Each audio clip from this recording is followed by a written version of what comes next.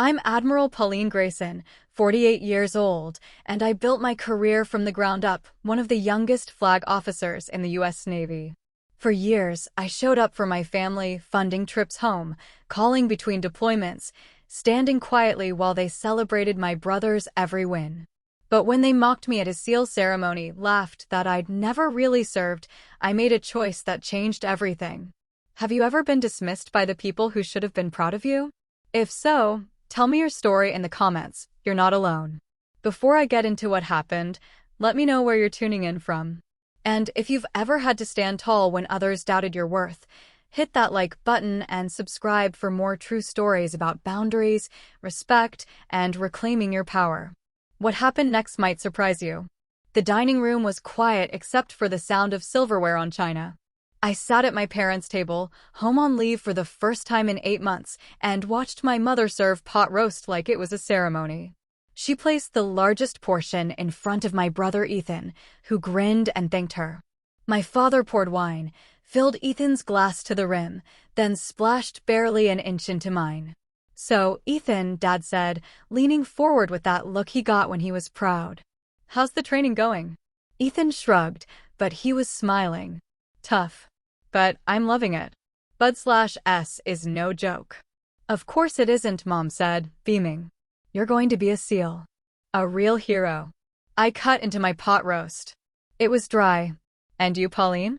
Dad asked, almost as an afterthought. "Still doing the what is it you do again?" "Operations coordination," I said evenly. "Fleet logistics and strategic planning." "Right." He nodded, but his eyes had already drifted back to Ethan. "That's good. Important work, I'm sure." Mom set down her fork. "At least Ethan's serving for real," she said. "Out there in the field, you know? Actually doing something." Ethan looked uncomfortable. "Mom, I'm just saying," she continued, "it's different. Your sister has a nice job, I'm sure, but you're going to be out there saving lives." Dad raised his glass. "Yeah, not just sitting behind a desk somewhere." I didn't correct them. I could have. I could have told them about the Bronze Star I received after coordinating a carrier strike group during a crisis in the South China Sea. I could have mentioned the Navy Distinguished Service Medal sitting in a safe deposit box, because I couldn't bring it home without explaining classified operations. I could have said that my desk job involved decisions that affected thousands of sailors and millions of dollars in assets. Instead, I took a sip of wine and said nothing. This was how it had always been. Ethan was the golden child, charming, athletic, the one who made everything look easy. I was the quiet one, the one who studied too much, the one who didn't quite fit into the family narrative my parents had written. When I got into the Naval Academy, Mom said, "That's nice, honey." When Ethan made varsity football, they drove 6 hours to watch him ride the bench. When I was commissioned as an ensign, they sent a card. When Ethan got his first girlfriend, they threw a barbecue. The pattern was old and familiar, worn smooth by repetition. "How long are you home for?" Ethan asked. 3 days, I said. "Then back to Pearl." "Hawaii," Dad said, shaking his head. "Must be nice." "It's work," I replied. "Sure, but it's not like you're in a combat zone or anything." He gestured at Ethan with his fork. "Not like what this one's going to be doing." Ethan shifted in his seat. "Pauline's job is important too, Dad." "Of course it is," Mom said quickly. "We're proud of both of you. It's just, well, what Ethan's doing is more visible, isn't it? More direct." I finished my pot roast and declined seconds. After dinner, I helped Mom with the dishes while Ethan and Dad watched a game in the living room. The sound of their laughter drifted into the kitchen, easy and unforced. "You know we love you," Mom said, handing me a plate to dry. "I know. It's just that Ethan's doing something so extraordinary." "You understand." I dried the plate carefully, set it in the cupboard. "I understand." What I understood was this.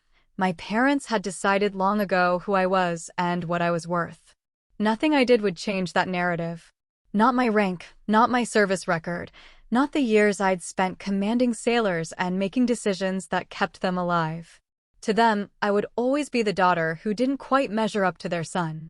I went to bed early that night, in my childhood room with its faded wallpaper and participation trophies from sports I'd never been good at. Through the wall, I could hear Ethan on the phone with his girlfriend, his voice warm and relaxed. I lay in the dark and thought about my command staff back in Hawaii, the men and women who respected my judgment, who trusted me with their lives and careers. I thought about Commander Sandra Cruz, my executive officer, who'd told me last week that I was the best CO she'd ever served under. Then I thought about my mother saying, "At least Ethan's serving for real." The ceiling had a water stain in the corner that looked like a bird. I'd spent a lot of nights in this room staring at that stain, wondering what was wrong with me, why I couldn't make my parents see me the way they saw Ethan. I didn't wonder anymore. I knew the answer. Nothing was wrong with me. The problem wasn't mine to solve. But knowing that didn't make it hurt less. The next morning, over breakfast, Dad mentioned that Ethan's seal ceremony was coming up in a few months. "You should come," Ethan said. "If you can get leave." "I'll try," I said. "It would mean a lot," he added, and I could tell he meant it. Ethan wasn't the problem. He never had been. He didn't ask to be the favorite, didn't encourage our parents' blindness. If anything, he seemed embarrassed by it sometimes, though not enough to challenge it directly. "The whole family will be there," Mom said. "It's going to be such a special day." "I'm sure it will be," I said. Dad looked at me over his newspaper. "You could wear your uniform. Dress it up a bit." "I could," I agreed. What I didn't say, I would be wearing my uniform.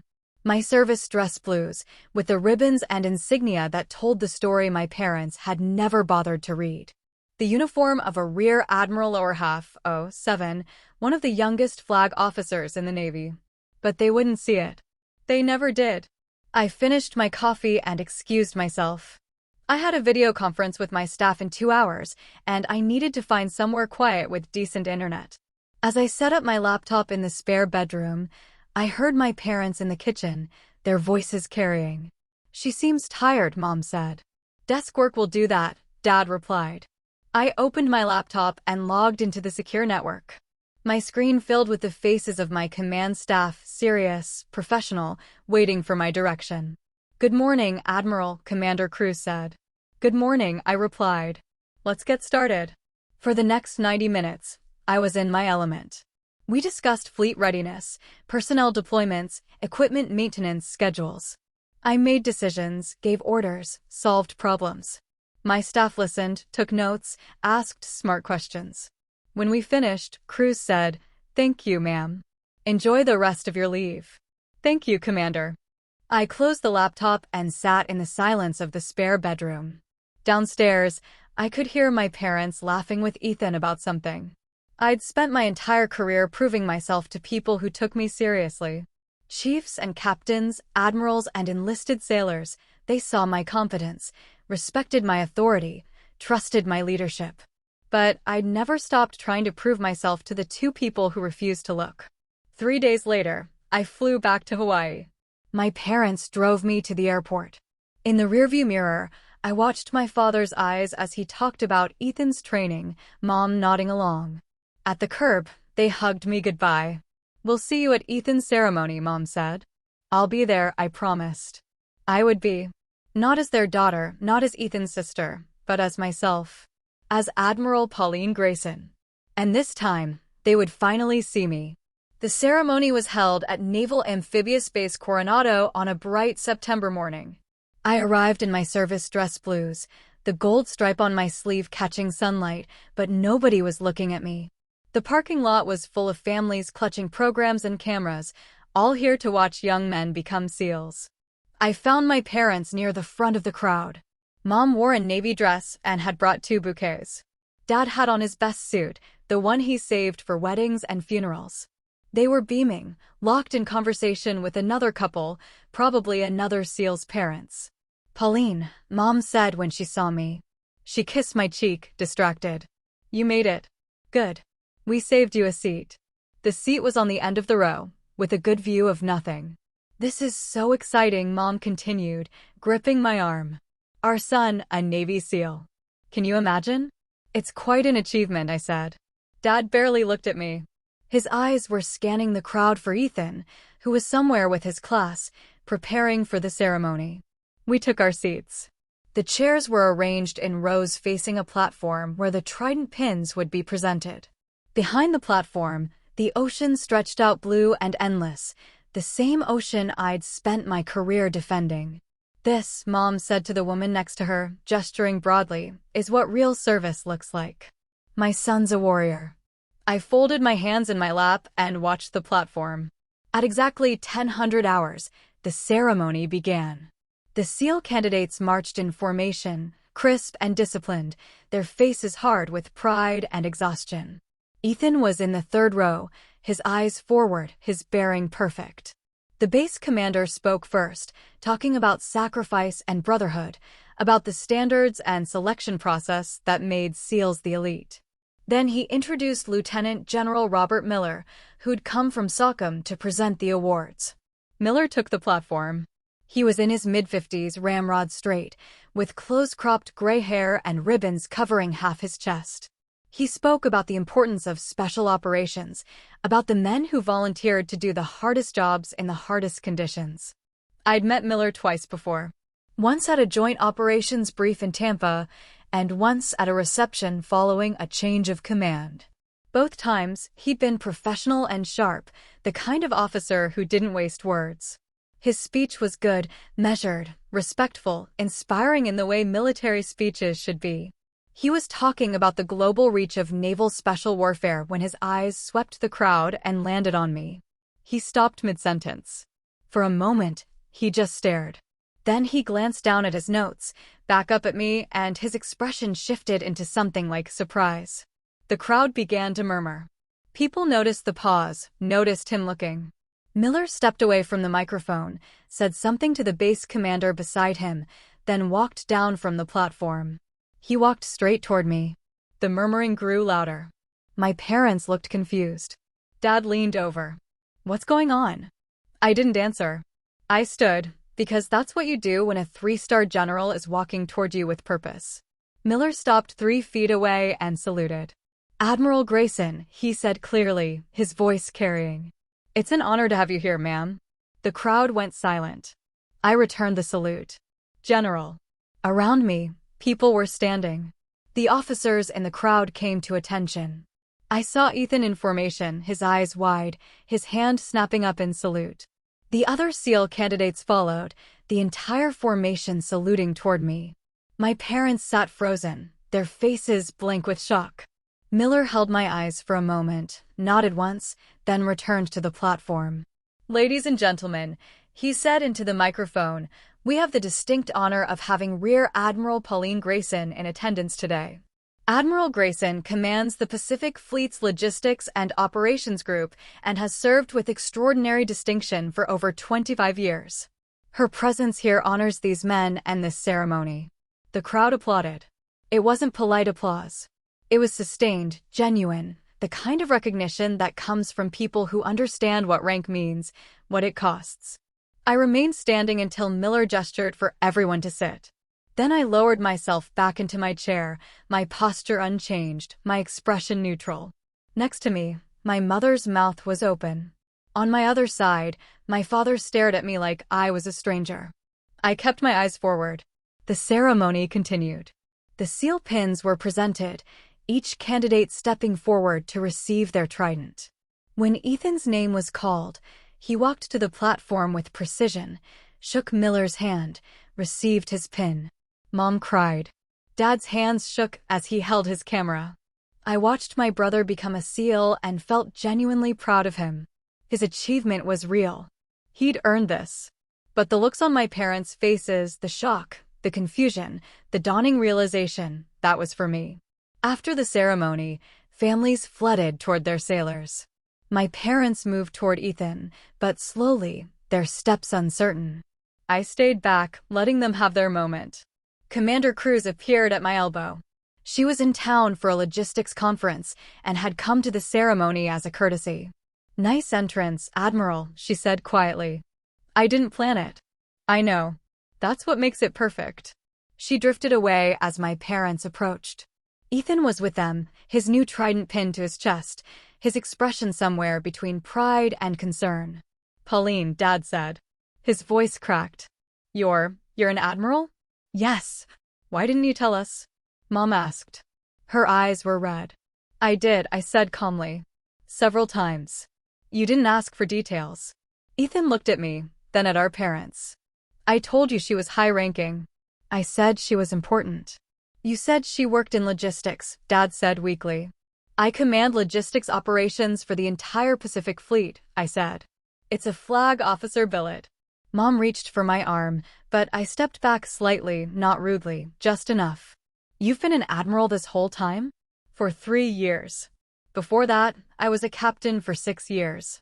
Before that, commander.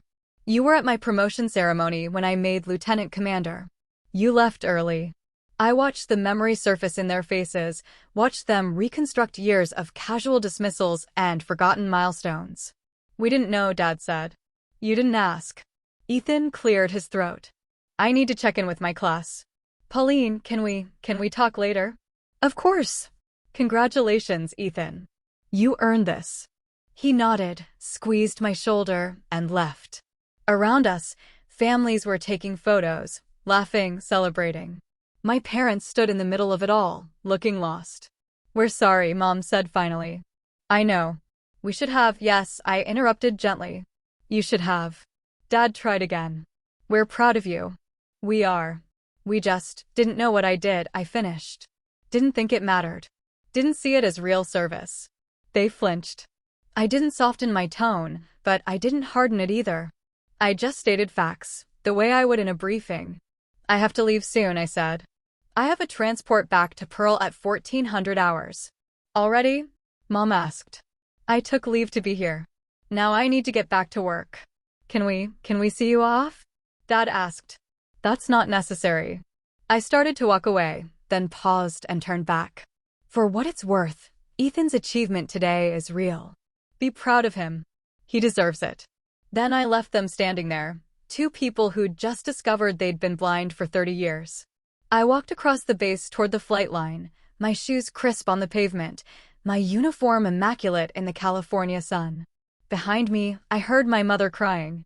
I didn't look back. I grew up invisible. Not neglected, not abused, just unseen in the specific way that happens when a family has already decided who matters most. Ethan was 3 years younger than me, born after our parents had spent my early childhood hoping for a son. When he finally arrived, their world reoriented around him like planets around the sun. I was 7 when he was born. I remember holding him in the hospital, this tiny red-faced thing, and feeling something shift in the room. The way Mom looked at him was different from how she'd ever looked at me. Softer. More complete. Dad had wanted a son to play catch with, to teach about cars and sports, to carry on the family name in the way that mattered to him. I'd tried to be that kid. I played Little League, earned badges in Girl Scouts, brought home straight A's. None of it was enough, because none of it was what he'd wanted. When Ethan got old enough to throw a ball, Dad spent every weekend in the yard with him. When I asked to join, he'd say, "This is brother time, Pauline. Maybe later." Later never came. I learned early to stop asking for attention and started working for achievement instead. If I couldn't be their favorite, I'd be their best. I studied harder, performed better, won more awards. My bedroom shelf filled with academic trophies and certificates of excellence. Mom would glance at them and say, "That's nice, honey," then go downstairs to watch Ethan's soccer practice. High school was more of the same. I was valedictorian. Ethan was homecoming king. Guess which one got the bigger party? I applied to the Naval Academy because I wanted structure, discipline, something that measured worth objectively. The academy didn't care that I was quiet or studious or not as charismatic as my brother. It cared about performance, about meeting standards, about excellence you could quantify. I thrived there. Plebe year nearly broke me, it breaks everyone, but I came out stronger. I made it through on discipline and stubbornness, the same qualities that had gotten me through childhood. By graduation, I was ranked in the top 10% of my class. Mom and Dad came to my commissioning. They sat in the crowd at Navy Marine Corps Memorial Stadium and watched me receive my ensign bars. Afterward, Dad shook my hand and said, "We're proud of you." Then he checked his watch and said they needed to get back for Ethan's baseball tournament. I was 22. Ensign Pauline Grayson, United States Navy. And I was still invisible to them. My first assignment was aboard a destroyer as a division officer. I learned how to lead sailors, how to stand watch, how to make decisions when lives and equipment depended on getting it right. I was good at it. My fitness reports reflected that. I made lieutenant junior grade on time, then full lieutenant ahead of schedule. When I called home to tell them about my promotion to lieutenant, Mom said, "That's wonderful, honey. Did you hear Ethan got into state? Full scholarship for football." I served at sea, then ashore, then at sea again. I did a tour with the Pacific Fleet staff, another on a cruiser, a stint at the Naval Postgraduate School. I made lieutenant commander at 31, younger than average, and took command of a logistics support unit in Japan. I called to tell them. Dad said, "Commander, huh? Is that good?" "It's the rank before captain," I explained. "Oh. Well, good for you." Ethan just proposed to his girlfriend. We're planning a wedding. I flew home for the wedding. I wore my service dress. Nobody asked about my uniform.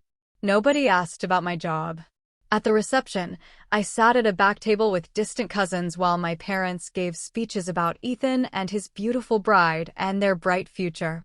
I left before the cake was cut. At 37, I made captain. 06. It came with command of a logistics squadron and responsibilities spanning multiple bases. I managed hundreds of personnel, millions of dollars in equipment, operations that kept the fleet running. I sent my parents a photo of my promotion ceremony. Mom texted back, "So proud. Ethan's wife is pregnant." That was the year I stopped trying. Not consciously, I didn't make a decision or have an epiphany. I just stopped expecting anything different. Stopped hoping they'd ask about my work. Stopped imagining conversations where they saw me as more than an afterthought to Ethan's accomplishments. I focused on my career instead. I was good at my job, maybe great. My superiors noticed. My fitness reports used words like exceptional and promote ahead of peers. I received a Bronze Star for my role coordinating support during a carrier strike group's deployment to the Persian Gulf. The citation was classified, so I couldn't explain what I'd done, but it involved 72 hours without sleep and decisions that prevented a logistics disaster during critical operations. I put the medal in a safe deposit box. There was no point bringing it home. At 43, I deployed to the South China Sea during a period of heightened tensions. Our carrier group was positioned as a deterrent, and my job was making sure we could sustain operations indefinitely if necessary. It meant coordinating with multiple countries, managing supply chains across thousands of miles, solving problems in real time with incomplete information. We pulled it off.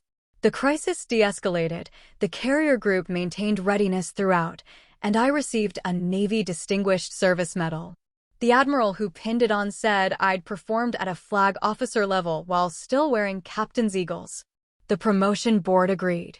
At 45, I was selected for Rear Admiral lower half. 07. Flag rank. The ceremony was held in Pearl Harbor. Commander Cruz read the orders. A 2-star admiral administered the oath. My new shoulder boards gleamed gold on blue. I called my parents that evening. "That's wonderful, honey," Mom said. "We're so happy for you. Listen, Ethan got orders to train for SEAL selection. Can you believe it?" I could believe it. Ethan had joined the Navy 2 years earlier, following in my footsteps in the way that people noticed and celebrated. He was strong, athletic, charismatic, everything BUD/S looked for. "Tell him congratulations," I said. "We will. He's so excited. This is such a big deal." "It is," I agreed. "Your father wants to know, is Admiral higher than Captain?" I closed my eyes. "Yes, Mom. Admiral is higher than Captain." "Oh, how nice. So you got promoted again?" "Yes." "Well, good for you, honey. We're very proud." Now, about Ethan, I let her talk. She told me about his training, his determination, his dreams of becoming a SEAL. She told me how worried she was, how dangerous it would be, how proud they were that he was pushing himself. I listened and said nothing about my own deployments, my own dangers, my own years of pushing myself past limits they'd never bothered to learn about. When I hung up, I stood on my lanai and looked out at the Pacific. Somewhere out there were ships I helped keep supplied, sailors whose lives depended on logistics chains I managed, Operations I'd coordinated that prevented conflicts from escalating. My parents knew none of it. They knew I worked in the Navy. They knew I wore a uniform. Beyond that, I was a vague shape in the background of Ethan's more interesting life. 3 years passed. I served as a flag officer, commanded my group, made decisions that affected thousands of people. I worked 70-hour weeks and spent most holidays at sea or on base. I mentored junior officers, counseled struggling sailors, shaped policies that improved readiness across the fleet.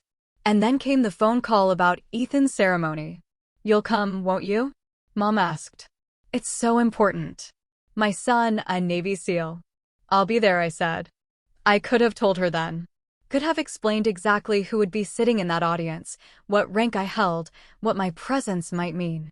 But I'd learned long ago, they didn't ask questions because they didn't want answers. They wanted me to fit into their story, not disrupt it with my own. So I said nothing. I booked leave, arranged transport, and prepared to watch my brother achieve something genuinely impressive while my parents continued not seeing me. I didn't plan what happened. Didn't orchestrate it. Didn't even hope for it.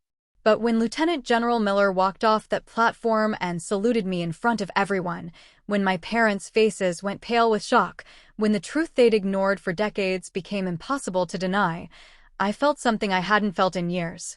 Seen. The flight back to Pearl Harbor gave me 6 hours alone with my thoughts. I sat in the jump seat of AC-130, surrounded by cargo and silence, and replayed the ceremony over and over.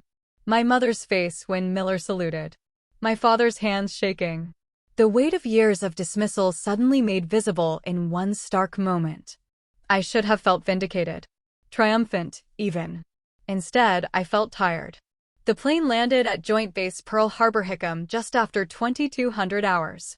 Commander Cruz met me on the tarmac, even though I'd told her it wasn't necessary.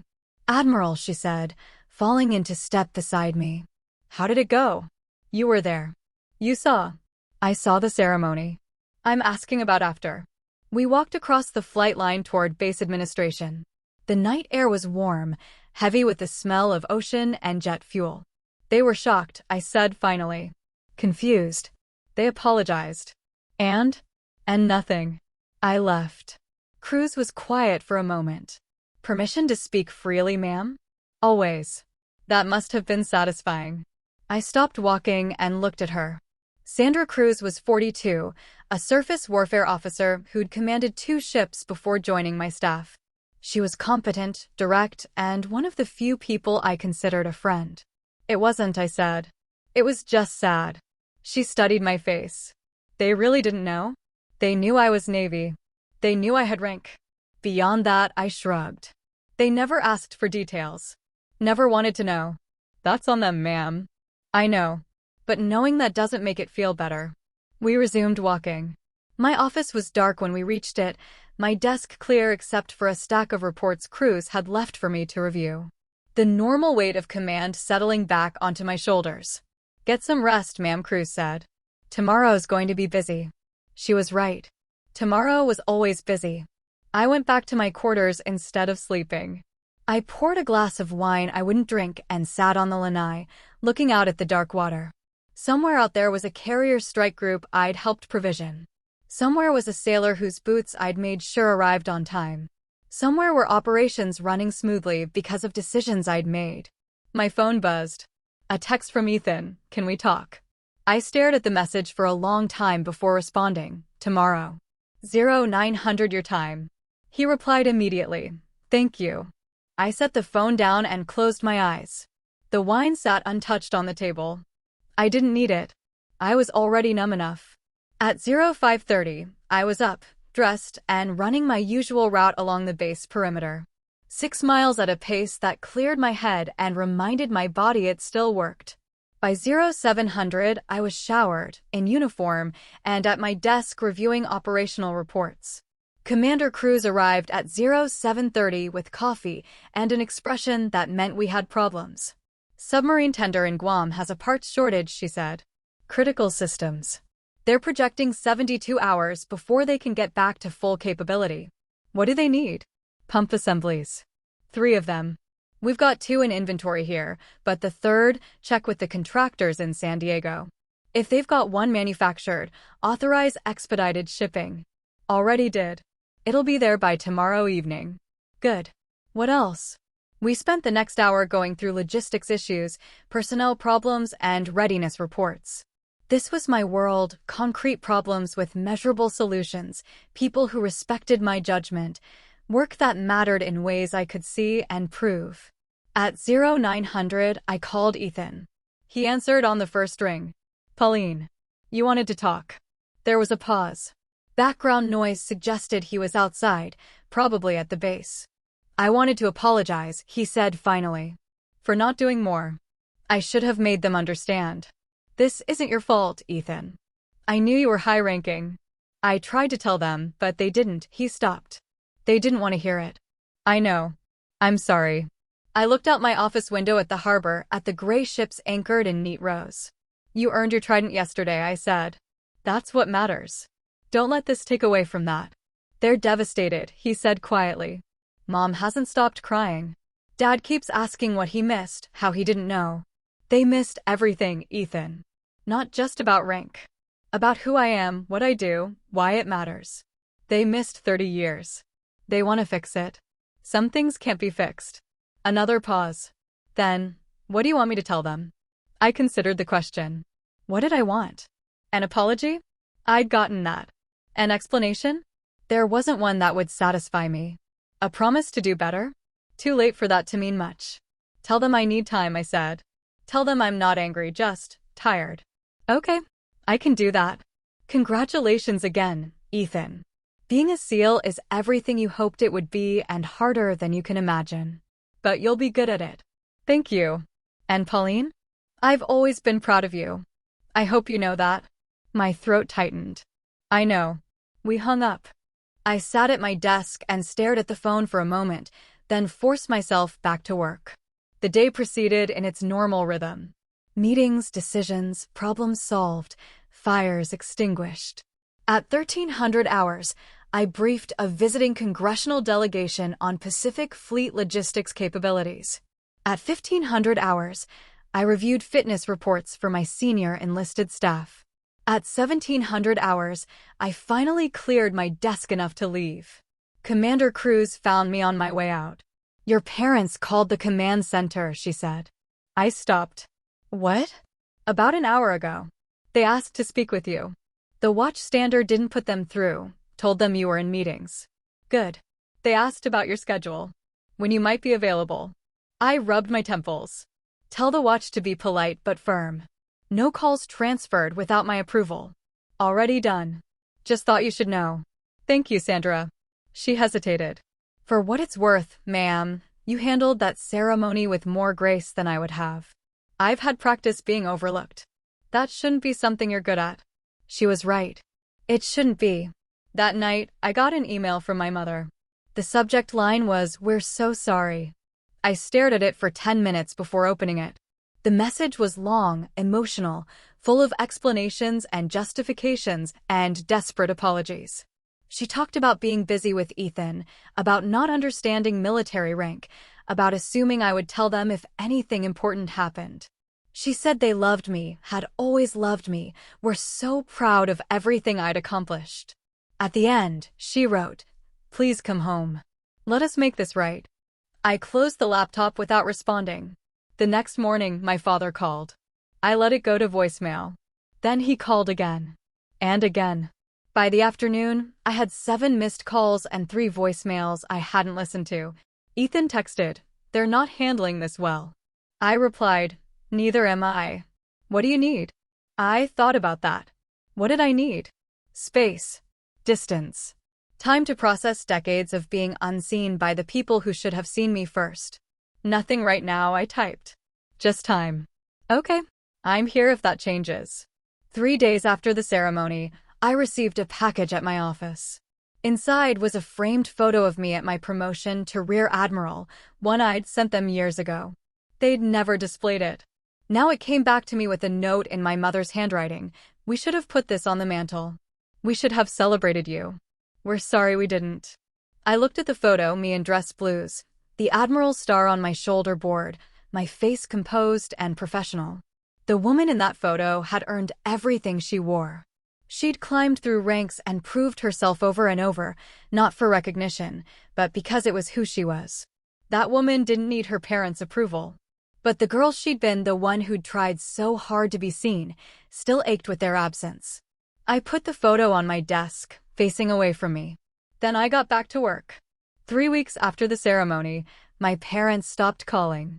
The daily voicemails tapered to every other day, then twice a week, then silence. I told myself I was relieved. Mostly, I believed it. Work consumed me the way it always had. I reviewed deployment schedules, authorized equipment transfers, mediated disputes between commands competing for limited resources. Commander Cruz ran the daily operations while I focused on strategic planning and the endless meetings that came with flag rank. At 0700 on a Tuesday, she knocked on my office door with a peculiar expression. "Admiral, you have visitors." I looked up from my reports. "I don't have anything on my calendar." "I know. But they're here anyway." "Who?" "Your parents." I set down my pen carefully. "They're here? On base?" "At the visitor center. They flew in last night, apparently. They're asking to see you." My first instinct was to refuse. Send them away, make them understand that you couldn't ignore someone for 30 years and then demand an audience.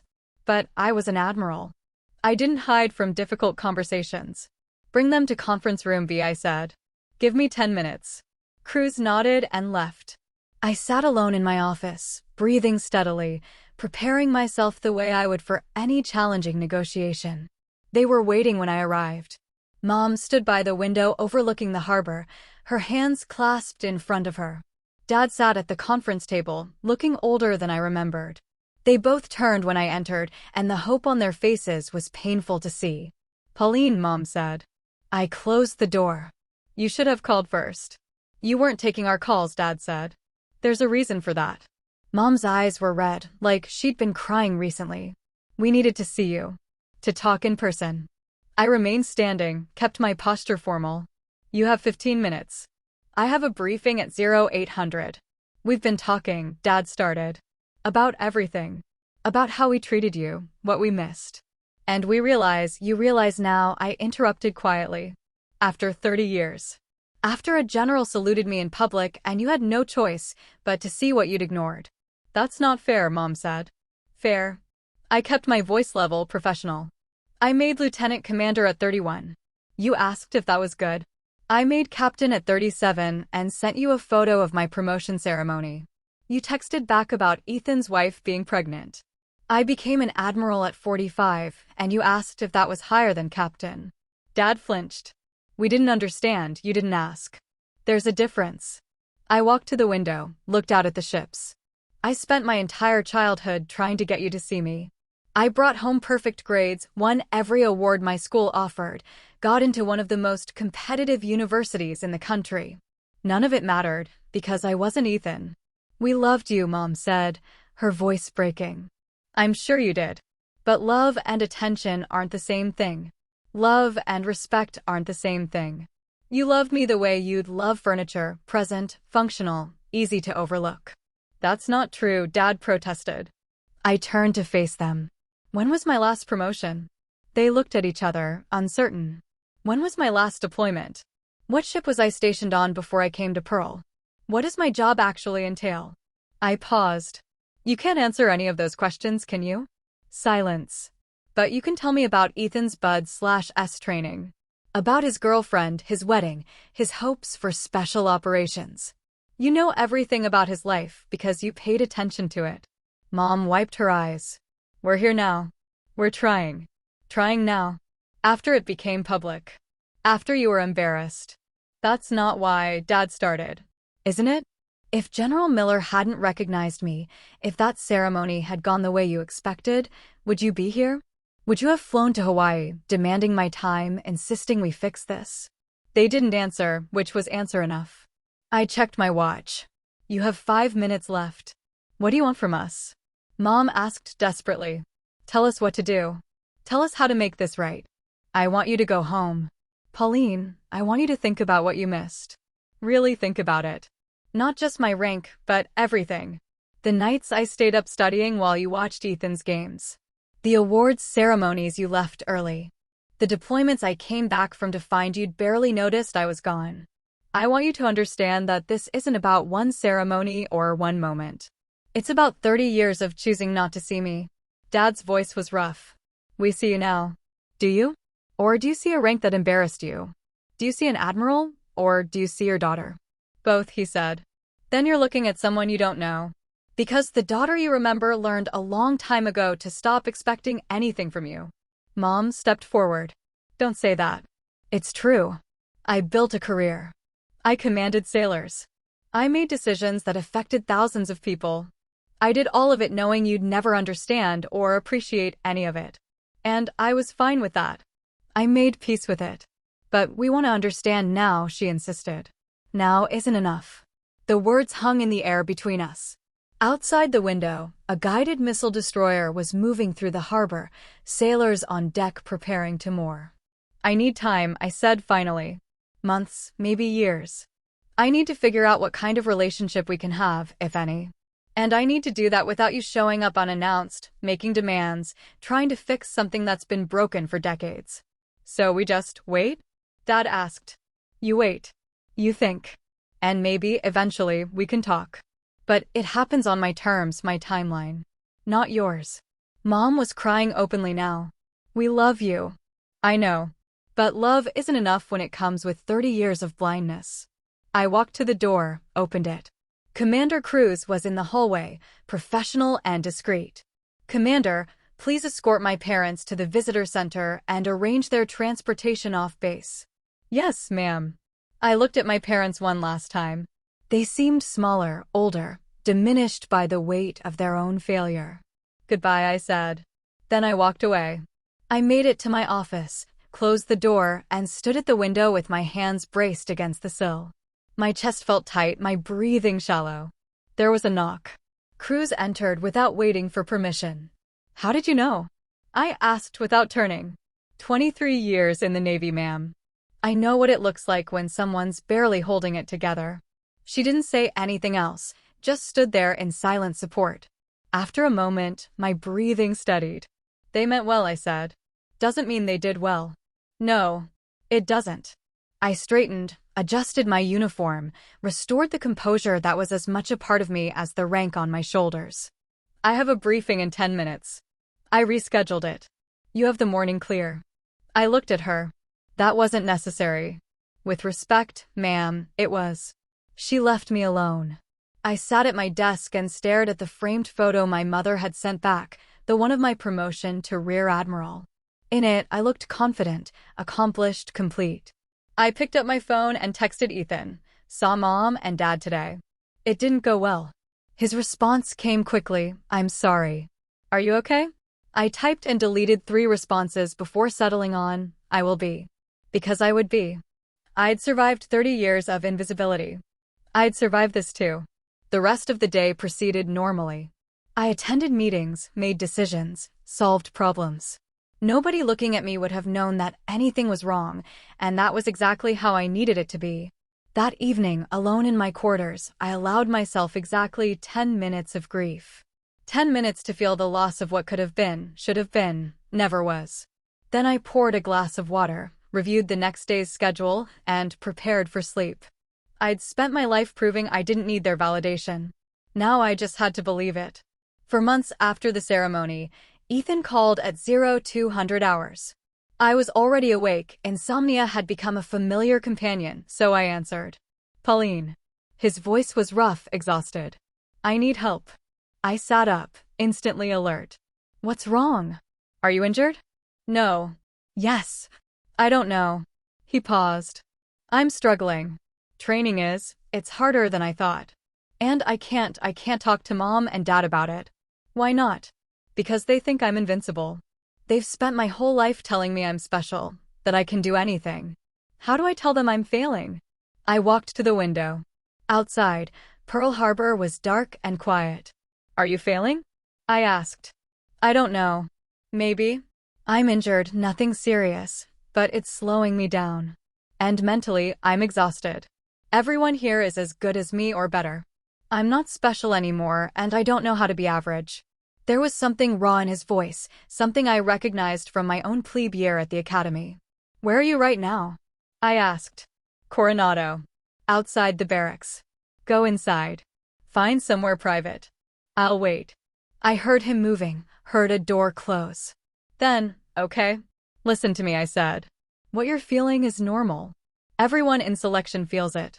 The whole point of BUD/S is to push you past what you think you can handle. But what if I can't handle it? Then you can't. And that's not the end of the world. Silence on the other end. Ethan, being a SEAL isn't the only way to serve. It's not the only way to matter. If this isn't for you, that doesn't make you a failure. It makes me less than I was supposed to be. And there it was, the weight of a lifetime of being the golden child, the one who was supposed to succeed at everything. You were supposed to be perfect because Mom and Dad needed you to be, I said quietly. They put that on you the same way they ignored me. Neither of us asked for it, and neither of us deserved it. How did you do it? He asked. How did you keep going when nobody was watching? I thought about that question. How had I done it? What had sustained me through years of being overlooked? I found purpose outside their approval, I said finally. I served because I believed in it, not because anyone was clapping. I led sailors because they needed leadership, not because it would impress my parents. I built a life where my worth wasn't dependent on their recognition. I don't know if I can do that. You can. But first, you have to survive training. So here's what you're going to do. Tomorrow, you're going to see the medical staff about your injury. No pushing through pain, no being a hero. Get it treated properly. That'll put me behind. Better behind than broken. Then you're going to focus on one day at a time. Not the whole program, not what happens after. Just the next day, the next evolution, the next challenge. Okay. And Ethan? If you decide to quit, if you decide this isn't for you, that's okay too. I'll still be proud of you. His voice cracked. You're the only one who would be. Then I'm the only one whose opinion should matter. We talked for another 20 minutes. I gave him practical advice, how to manage injuries, how to deal with instructors, how to stay mentally strong when your body is failing. Advice earned through my own years of pushing past limits. When we hung up, I lay back down but didn't sleep. Instead, I thought about my brother, the golden child who'd carried the weight of our parents' expectations his entire life, who'd never been allowed to be average or uncertain or afraid. Maybe we'd both been damaged, just in different ways. Over the next few months, Ethan called regularly. Sometimes for advice, sometimes just to talk. I became his lifeline through BUD/S, the person who understood what he was enduring without judgment or expectation. He made it through. Barely, and with more struggle than he'd ever admit to our parents, but he made it. I'm going to be a SEAL, he said when he called with the news. I know. I never doubted it. I did. A lot. That's what makes it real, Ethan. Anyone who goes through that program and doesn't doubt themselves is either lying or not human. He was quiet for a moment. Thank you. For everything. I couldn't have done this without you. Yes, you could have. But I'm glad I could help. After we hung up, Commander Cruz found me in my office. Good news? She asked, reading my expression. My brother completed training. The SEAL? Yes. She nodded. That's a real accomplishment. You should be proud. I am. He worked hard for it. So did you, she said. For your rank, I mean. You worked hard too. I looked at her, wondering where this was going. I've been thinking about what happened at that ceremony, she continued. About your parents. And I realized something. What? You spent your whole career becoming someone worthy of respect, someone who earned everything she has. And you did it without recognition or support. That's more impressive than anything your brother accomplished. That's not a competition, Sandra. I know. But sometimes people need to hear that they're remarkable, even if it's not from the people they wanted to hear it from. She left before I could respond. That evening, I received an email from Ethan. The subject line was "Thank you," and the message was simple. You're the best officer I know, and the best sister. I'm sorry it took me so long to say it. I read it 3 times, then filed it in a folder I'd labeled Things That Matter. 2 weeks later, my parents called. I'd been screening their calls for months, but something made me answer this time. Pauline, Mom said. Thank you for taking our call. What do you need? We wanted to tell you something. We've been seeing a therapist. About our family, about how we treated you. We wanted you to know we're trying to understand. I sat down slowly. A therapist? Dr. Morrison. She specializes in family dynamics. We've had 6 sessions so far. Dad's voice joined in. They had me on speaker. She's been helping us see things from your perspective. How our behavior affected you. How we damaged our relationship. That's good, I said carefully. We're not asking for forgiveness, Mom continued. Not yet. We just wanted you to know we're working on ourselves. That we're serious about this. Okay. And we wanted to tell you, we told Ethan about our sessions. We apologized to him too, for putting too much pressure on him, for making him responsible for our pride. That surprised me. How did he take it? Better than we deserved. He said you'd been helping him through training. That you were the one he turned to when things got hard. Dad's voice was thick. You were there for him when we couldn't be. He's my brother. That's what siblings do. We should have been there for both of you, Mom said. Differently, but equally. We failed at that. I didn't argue. There was nothing to argue with. I need to go, I said. I have work. Of course. We wanted you to know. We're trying. After we hung up, I sat in the silence of my office and processed the conversation. They were trying. It didn't fix anything, didn't erase decades of damage, but it was something. Maybe that was enough for now. Commander Cruz knocked and entered. Admiral, we have a situation with the supply chain in Okinawa. Details?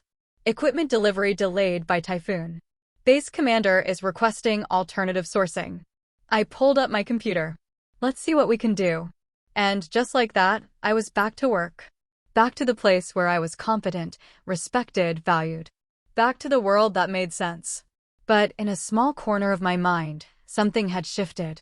My parents were trying. Ethan saw me. And maybe, there was a path forward that didn't require me to choose between my career and my family. It would take time. Years, probably. But I'd spent my whole life being patient. I could be patient a little longer. 7 months after the ceremony, my parents asked if they could visit again. This time, they called first. This time, I said yes. They arrived on a Saturday afternoon, during my rare weekend off. I met them at a restaurant in Honolulu, neutral territory where neither of us had the advantage. Mom looked thinner. Dad's hair had gone completely gray. They both seemed nervous, uncertain how to begin. Thank you for meeting us, Mom said. I nodded. You said you've been working with a therapist. 6 months now, Dad confirmed. Twice a month. Dr. Morrison has been enlightening. How so? Mom folded her hands on the table. She helped us understand that we weren't just neglecting you. We were actively choosing not to see you. There's a difference. I know there is. We were so focused on Ethan, Dad continued, on making sure he succeeded, that we convinced ourselves you didn't need us. You were smart, capable, independent. We told ourselves you were fine. I was fine, I said. But I shouldn't have had to be. No, Mom agreed. You shouldn't have. And we're sorry. Truly, deeply sorry for what we put you through. The apology was better than before. More considered, less desperate. But I'd learned that apologies were easy. Change was hard. What are you going to do differently? I asked. They looked at each other, and I saw something I hadn't seen before, real uncertainty, real recognition of failure. We want to know you, Dad said. Not who we thought you were, but who you actually are. What your life is like, what your work means, what matters to you. That's going to take time. We know. We're prepared for that. Mom pulled out a small notebook. I've been learning about Navy rank structure. About what a rear admiral does, what your responsibilities are. I don't understand all of it yet, but I'm trying. I looked at the notebook. It was filled with her handwriting, notes, questions, diagrams of rank hierarchy. Dad's been reading about Pacific Fleet operations, she continued. About logistics and supply chains. He didn't know that's what you do, that you keep the entire fleet running. It's impressive, Dad added. What you've built. The scope of your command. When I think about what you manage every day, he shook his head. I'm amazed. And ashamed that I didn't know. The waiter came, took our orders, left. We sat in silence for a moment. Ethan talks about you differently now, Mom said. He told us you helped him through BUD/S. That he wouldn't have made it without you. He would have. He's tougher than he thinks. He said you told him it's okay to fail. That it's okay to be average. I smiled slightly. He needed to hear that. We never told him that, Dad said quietly. We put too much pressure on him. Made him feel like he had to be perfect. You put pressure on both of us. Just different kinds. Mom nodded. Dr. Morrison said we set Ethan up to feel like he always had to succeed, and we set you up to feel like nothing you did mattered. We damaged both of you. Yes, I said simply. You did. The acknowledgement hung between us, not angry, not accusatory, just true. Our food arrived. We ate in careful silence, testing the boundaries of this new dynamic.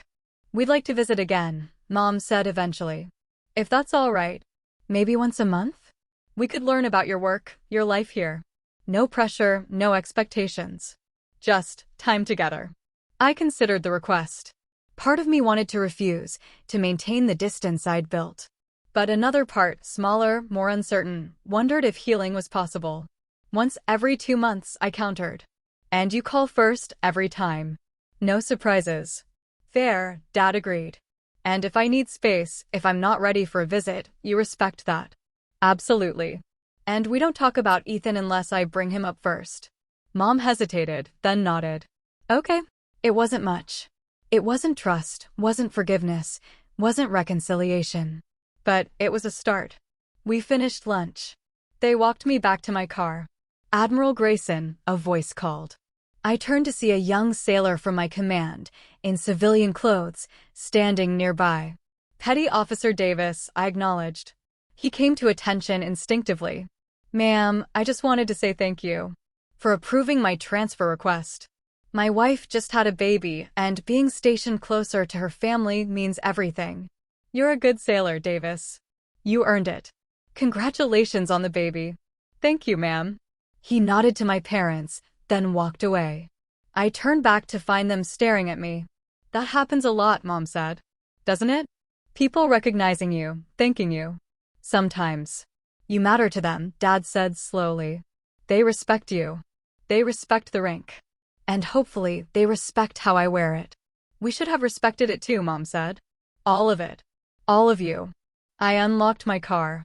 I'll call you in 2 months. We can set up another visit. Thank you, Dad said. For giving us a chance. I nodded and drove away. In my rearview mirror, I watched them standing in the parking lot, looking smaller and older and somehow more real than they'd ever seemed before. That night, Ethan called. How did it go? He asked. Better than expected. They're trying. That's good. Right? It's something. Whether it's enough remains to be seen. Fair. He paused. For what it's worth, they talk about you differently now. With respect. With pride. It's 30 years too late, Ethan. I know. But maybe late is better than never. Maybe. I wasn't sure yet. Over the next few months, my parents visited twice more. We had lunch, walked around the island, talked about my work. Slowly, carefully, they began to understand what my career actually entailed. Mom asked questions about command structure. Dad wanted to know about the ships I'd served on. They listened, really listened, when I talked about my sailors, my responsibilities, my challenges. It wasn't the relationship I'd wanted as a child. That was gone, broken beyond repair. But it might become something else. Something more honest, less painful. One evening, after they'd returned home, I received a package. Inside was a photo album Mom had made. It contained every photo of me in uniform she could find, my commissioning, my promotions, my change of command ceremonies. Photos I'd sent, and they'd filed away. Now they were mounted carefully, with captions in her handwriting describing each event, each achievement. On the first page, she'd written, "To the daughter we should have celebrated all along. We're sorry it took us so long to see you." I set the album on my shelf, next to my awards and decorations. It wasn't forgiveness. Not yet. But it was acknowledgement. And for now, that was enough. 14 months after the ceremony, I received orders for promotion consideration to Vice Admiral. Oh, 9. 3 stars. Commander Cruz delivered the news personally, walking into my office with a rare smile. Congratulations, Admiral. You're on the list. I looked up from my reports. Which list? Promotion board. They're considering you for Vice Admiral. The official notification will come through channels, but I heard from a friend at Bupers. You're on the short list. I sat back in my chair, processing. Vice Admiral meant bigger command, broader responsibilities, deeper impact. It also meant more visibility, more scrutiny, more pressure. When's the board meet? Next month. Results probably within 6 weeks after that. Thank you for the heads up. She left, and I was alone with the news. 3 stars. 30 years after joining the Navy as an uncertain ensign, I was being considered for the highest ranks of naval leadership. I thought about calling my parents, then decided to wait. If I made the list, I'd tell them. If I didn't, there was no reason to mention it. The next 6 weeks were normal: meetings, decisions, problems solved. I didn't think about the promotion board. Thinking about it wouldn't change the outcome. Then, on a Tuesday morning, the call came. Admiral Grayson, this is Vice Admiral Peters. I wanted to inform you personally, you've been selected for promotion to Vice Admiral. Congratulations. I stood reflexively, even though he couldn't see me. Thank you, sir. Your ceremony is scheduled for 8 weeks from now at Pearl. We'll send the formal details through your command. You've earned this, Pauline. Your record is exemplary. After we hung up, I stood at my window and looked out at the harbor. Somewhere out there were ships I'd helped provision, sailors I'd helped lead, operations I'd helped execute. 30 years of service, distilled into 3 stars. Commander Cruz knocked and entered. I heard, "Congratulations, Admiral." Or should I start practicing Vice Admiral? Not yet. How do you feel? I considered the question honestly. Proud. Tired. Ready. Your parents will be thrilled. Probably. She studied my face. You're not going to tell them yet, are you? I'll tell them after the ceremony. Not before. Why? Because this one is mine. I don't want to share it with their opinions or their pride or their attempts to make up for lost time. This promotion, I earned it without them. I want to celebrate it the same way. She nodded. Understood, ma'am. The next 8 weeks passed in preparation. My dress uniform was updated with the 3-star insignia. My staff coordinated the ceremony. Invitations went out to commands across the Pacific Fleet. I didn't invite my parents. I told Ethan, swore him to secrecy, and asked him not to tell them. Are you sure? He asked. I'm sure. They're going to be hurt. They'll survive. This is important to me, Ethan. I need it to be on my terms. He understood. He'd been working with his own therapist, processing the pressure of being the golden child. He was learning, slowly, to separate his parents' expectations from his own worth. I'm proud of you, he said. 3 stars. That's incredible. Thank you. You know, he added, I tell people my sister's an admiral. They're always impressed. Makes me feel like I'm related to someone important. You are someone important, Ethan. You don't need to borrow that from me. I know. But it's still cool. The ceremony was held on a Friday morning on the same pier where I'd stood months earlier after the SEAL ceremony.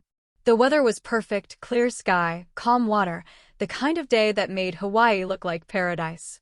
The Pacific Fleet commander administered the oath. My staff stood in formation, crisp and professional.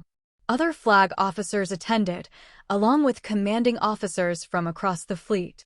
When the 3-star shoulder boards were pinned on, when the crowd applauded, I felt something I hadn't felt before, complete. Not because of the rank, though that mattered. Not because of the recognition, though that was meaningful. But because I'd reached this moment entirely on my own merit, without compromise, without needing validation from anyone except the institution I served. After the ceremony, there was a reception. Officers congratulated me, shook my hand, offered respect that had nothing to do with my family or their expectations. Commander Cruz, now executive officer to a 3-star, found me near the end. How does it feel, Admiral? Right, I said simply. Your parents will be upset they missed this. I know. But some moments need to be ours alone. She raised her glass. To Vice Admiral Grayson. May your next command be as successful as your last. We toasted, and I looked out over the harbor at the ships riding at anchor.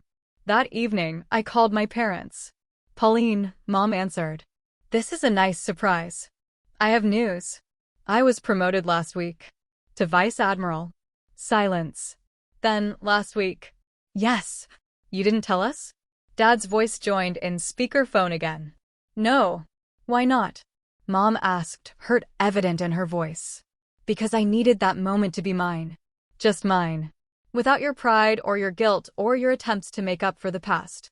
I earned 3 stars through 30 years of work you never bothered to understand. I wanted to celebrate that achievement without you. More silence. That's fair, Dad said finally. That's more than fair. We would have liked to be there, Mom said quietly. I know. But I needed it more than you did. Can we? She paused. Can we at least see photos? Can you tell us about it? I considered refusing. But they'd been trying, in their own stumbling way, to rebuild what they'd broken. I'll send you photos. And next time you visit, I'll tell you about it. When can we visit? Dad asked. 2 months. Like we agreed. Okay. And Pauline? Congratulations. We're proud of you. I know. But your pride isn't why I did it. We hung up. I stood on my lanai with a glass of wine I actually drank this time and watched the sunset over the Pacific. My phone buzzed. A text from Ethan. Saw the photos Cruz sent me. You look like a badass. 3 stars suits you. I smiled and replied, thanks. How's the team? Good. Deployed next month. Probably can't tell you where. Probably not. Stay safe. Always. Love you, sis. Love you too. I set the phone down and thought about the path that had brought me here. The years of being overlooked, the quiet determination, the refusal to let their blindness define me. I'd built a career worth respecting. I'd earned rank worth celebrating. I'd become someone worth knowing, not because of my family, but despite them. And now, finally, they were beginning to see it. Whether they truly understood, whether we'd ever have the relationship I'd wanted as a child, that remained uncertain. But I'd stopped needing their validation. I had my own. The next morning, I arrived at my office at 0600. My new responsibilities included oversight of Pacific Fleet logistics and strategic operations across 13 time zones. The scope was enormous, the stakes high, the work meaningful. Commander Cruz was already at her desk. Ready for your first day as a 3-star admiral? I've been ready my whole career. She smiled. Yes, ma'am. You have. I sat down, pulled up my reports, and got to work. Out there, across the Pacific, were ships that needed provisions, sailors who needed support, operations that required coordination. My job was making sure they succeeded, making sure they came home, making sure the fleet remained ready. It was work I was good at. Work that mattered. Work that defined me more than any family relationship ever could. My parents would visit in 2 months. We'd have lunch, talk about my promotion, continue rebuilding something that might eventually resemble a relationship. But whether they understood or not, whether they were proud or not, whether they finally saw me or not, none of it changed who I was. I was Vice Admiral Pauline Grayson, United States Navy. I commanded thousands of sailors, managed billions of dollars in resources, and made decisions that shaped Pacific operations. I'd earned every inch of the 3 gold stars on my shoulder boards. And I'd done it by refusing to be invisible, even when the people who should have seen me first chose to look away. That was my victory. Not the ceremony, not the moment of public recognition, not their belated apology. My victory was becoming someone I respected, someone I was proud to be, someone who didn't need their validation to know her worth. I looked out my office window at the harbor, at the gray ships preparing for another day of operations. Then I turned back to my computer and got to work. Because the mission continued. The fleet needed leadership. And I was exactly where I was supposed to be. Doing exactly what I was meant to do. On my own terms. Finally. That's where I drew the line and kept it. If this hit home, tap like, subscribe, and share it with someone who needs the reminder. Your worth doesn't require permission. Tell me in the comments, have you ever been dismissed by family and had to set a boundary? What finally made you stop proving yourself to people who wouldn't see you? If you served or supported someone who did, How did recognition, or the lack of it, shape your relationships? What would being seen look like for you right now? After a public reveal like mine, would you reconcile or keep your distance? Why?